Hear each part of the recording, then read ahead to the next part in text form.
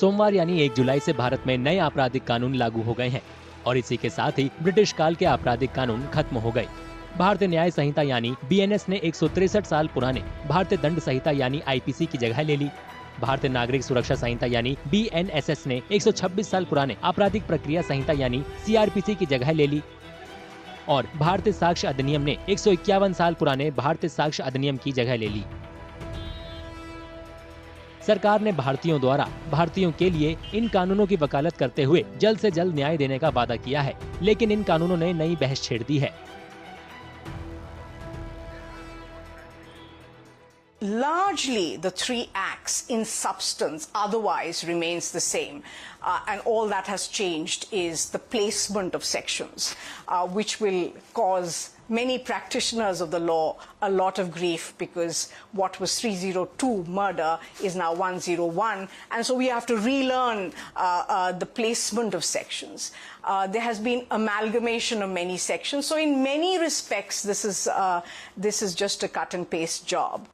And some of those changes are not particularly welcome as far as I'm concerned. नए आपराधिक कानूनों में भगौड़े अपराधियों की गैर मौजूदगी में भी मुकदमा चलाने का प्रोविजन है। साथ ही जांच में टेक्नोलॉजी के इस्तेमाल और इलेक्ट्रॉनिक समन को भी मान्यता दी गई है। नए कानूनों के तहत गिरफ्तार किए गए शख्स को अपने परिवार को जानकारी देने का अधिकार होगा। इसके अलावा इसमें कोर्ट की इजाजत के बिना 0 FIR और फॉरेंसिक जांच भी हो सकेगी। नए कानून के तहत रेप पीड़िता के बयान महिला पुलिसकर्मी परिवार के सदस्यों की मौजूदगी में दर्ज कर सकेंगे। नए कानून में पहली बार संगठित अपराधों को परिभाषित किया गया है और मैरिटल रेप को हटा दिया गया है। महिलाओं के खिलाफ अपराधों के लिए अब सजा को और बढ़ाया गया है। आत्महत्या की कोशिश को सजा के दायरे में बरकरार रखा गया है। नए कानून में आतंकवाद को परिभाषित किया गया है। डिजिटल साक्ष्य के साथ साथ इलेक्ट्रॉनिक कार्रवाई को भी मान्यता मिली है और police custody rules bail decision को भी प्रभावित करेंगे।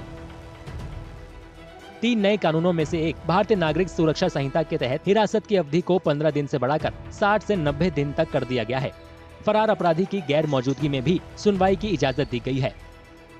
हालांकि इन 3 नए कानूनों का विरोध कर रहे लोगों का तर्क है कि ये प्रावधान न्याय की प्रक्रिया को कमजोर कर सकते हैं।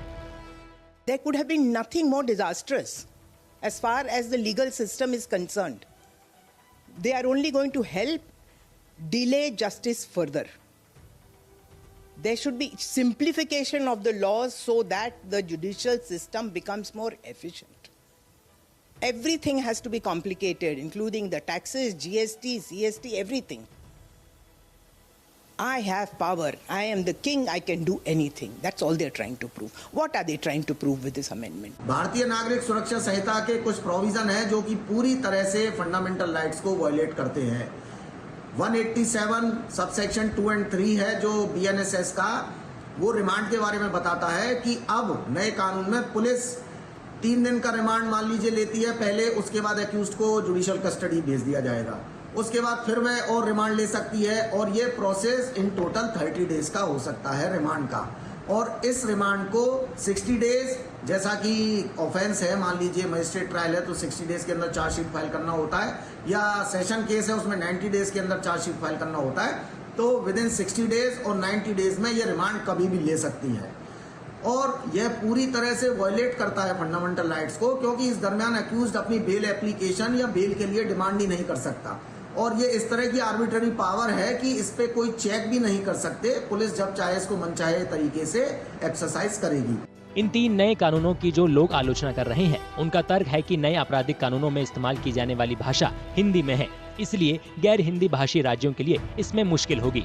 तमिलनाडु, पश्चिम बंगाल और कर्नाटक जैसे राज्यों ने नए कानूनों के लागू होने को रोकने के लिए केंद्र को पत्र लिखा है। वहीं दिल्ली बार एसोसिएशन ने भी नए कानूनों को टालने के लिए केंद्र को लेटर लिखा है। सोमवार से लागू हुए इन 3 नए आपराधिक कानूनों को लेकर लोगों की राय अलग अलग है।